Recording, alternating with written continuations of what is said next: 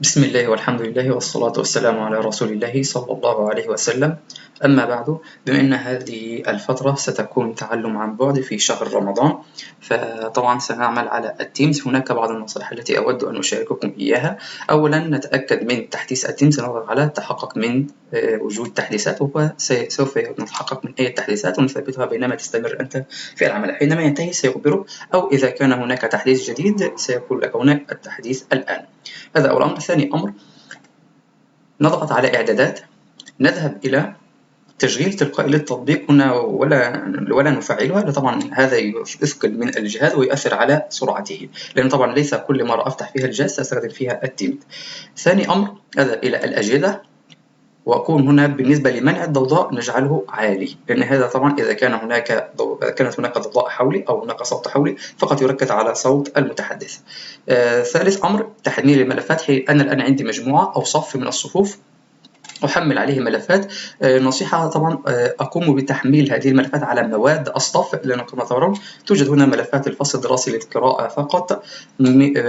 بإمكان الطلاب قراءة هذه الملفات، ولكن يمكن للمعلمين وحدهم التحريرها. طبعا هذا يمكن الطلاب فقط من تحميل هذه الملفات وليس التعديل عليها. كما ترون قد حصلت هنا على آخر التحديثات.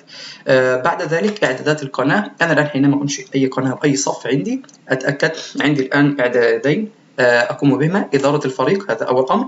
أذهب إلى إعدادات أذونات الأعضاء، أتأكد أن كل هذه غير مفعلة. أيضا أذونات الضيف غير مفعلة.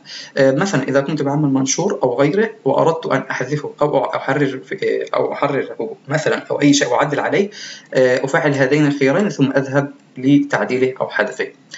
ثاني إعدادات أذهب إليها لما أضغط على العامة للجنرال، ثم أذهب إلى معذرة هنا إدارة القناة.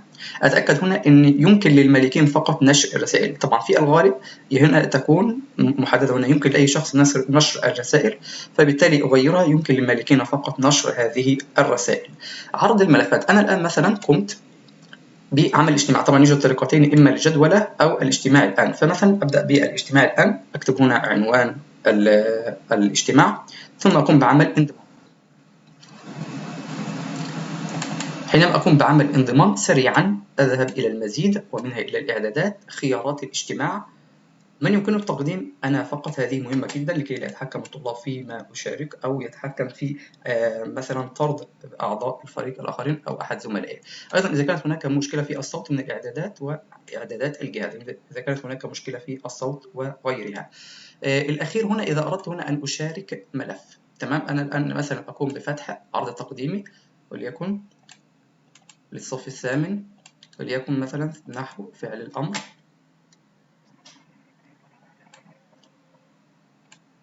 أنا الآن قمت بفتح الملف.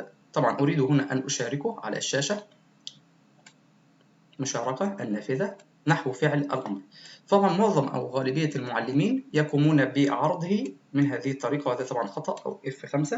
طبعا هذه من وجهة نظري بها بعض الكسور، حتى أرى أنها لا تمكنني من رؤية الطلاب. أين الطلاب؟ أنا أريد أن أتعامل أعرف، يعني هذه تمنع عني أي شيء. نصيحة مني طبعا حينما أقوم حتى بإلغائه، حتى أنكم ترون حينما قمت بإلغائه لأرى مثلا من أي شيء على الشاشة يخرج المشاركة أو تتوقف المشاركة. أضغط هنا على مشاركة مرة أخرى النافذة، آتي بنحو فعل الأمر. يوجد هنا خاصية أخرى بدلا من عرض الشرائح، وهي طريقة القراءة، طريقة عرض القراءة. إذا أنا قمت بالضغط عليها كما هي كما ترون الآن، هذا هو الاجتماع.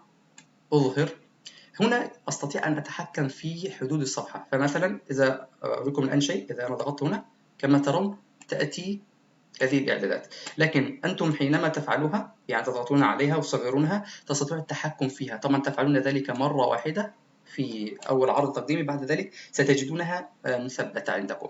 أنا الآن أقوم بالتعديل. انتهيت. جميل. أضغط الآن على الأشخاص ثم أظهر الملف مرة أخرى. كما ترون عندي الآن الأشخاص أراهم، من معي في الاجتماع وغيره. هنا كل الإعدادات موجودة أمامي، أستطيع أن أذهب لأفتح ملف آخر وغيره. طيب أنا الآن أريد أن أتأكد هل سيظل هذا الإعدادات، يعني هذا التنسيق الخاص بالاجتماع كما هو موجود. أغلق، أفتح ملف آخر وليكن من الرواية مثلا، نأتي بالفصل الثاني. هو الفصل الثاني. أضغط مشاركة النافذة الفصل الثاني. إذا أنا قمت بالضغط مباشرة، هذا سنكبر.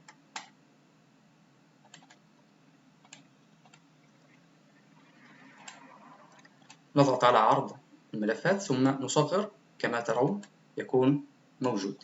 إذا ثبتت الإعدادات كما هي. هذه الإعدادات كما هي موجودة الآن. طبعا هذه بعض من الأمور التي كنت أود أن أشاركها معكم.